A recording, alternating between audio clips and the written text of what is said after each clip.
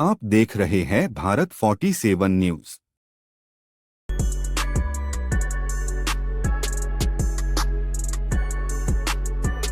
1 नवंबर यानी आज से कई नियमों में बदलाव हो गया है। इन बदलावों का सीधा असर आपकी जेब और जिंदगी पर पड़ेगा। जी हां, अपडेट चार्ज, बैंक नॉमिनेशन में बदलाव से लेकर नई जीएसटी स्लैब और कार्ड फीस तक में बदलाव हो गया है। चलिए आपको बताते हैं कि आखिरकार कौन कौन से बड़े बदलाव अब हो रहे हैं। आधार अपडेट चार्ज में बदलाव।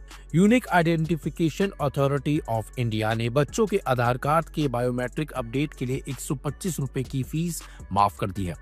यह 1 साल तक फ्री रहेगा। बड़ों के लिए नाम, जन्मतिथि, पता या मोबाइल नंबर अपडेट करने के लिए 75 रुपए और फिंगरप्रिंट और आईरिस स्कैन जैसी बायोमेट्रिक डिटेल्स में बदलाव के लिए 125 पहले लगता है।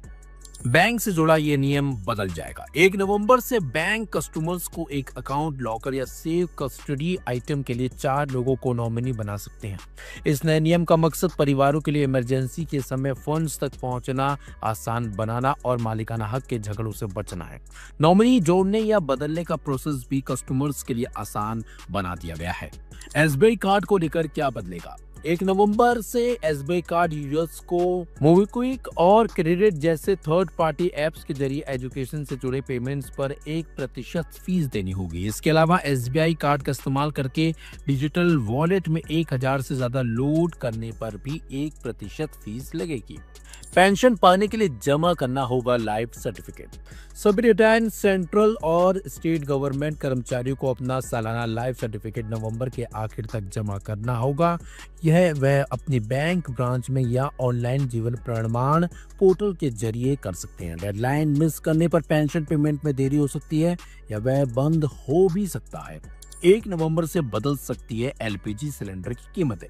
भारत में सरकारी तेल मार्केटिंग कंपनियां हर महीने 1 तारीख को एलपीजी सिलेंडर की कीमतें रिवाइज करती हैं, जिसका मतलब है 1 नवंबर 2025 को नई कीमतें अनाउंस की जाएगी। न्यू जीएसटी स्लैब लागू होंगे। 1 नवंबर से सरकार कुछ खास चीजों के लिए स्पेशल रेट के साथ एक नया 2 स्लैब जीएसटी सिस्टम शुरू करेगी। पहले का 5%, 12%, 18% और 28% वाला 4 स्लैब सिस्टम बदल दिया जाएगा।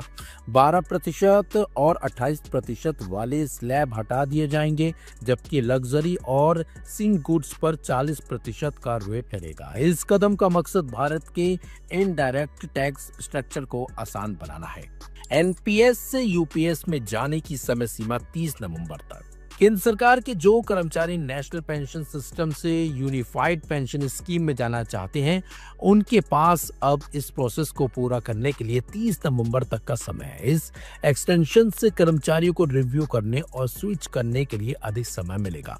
तो इन बदलावों से कहीं ना कहीं लोगों की जिंदगी पर एक बड़ा असर पड़ने की अब उम्मीद जताई जा रही है। किसी को इसका फायदा होगा तो किसी को इससे नुकसान भी होने की उम्मीद। आप देख रहे हैं भारत 47 न्यूज।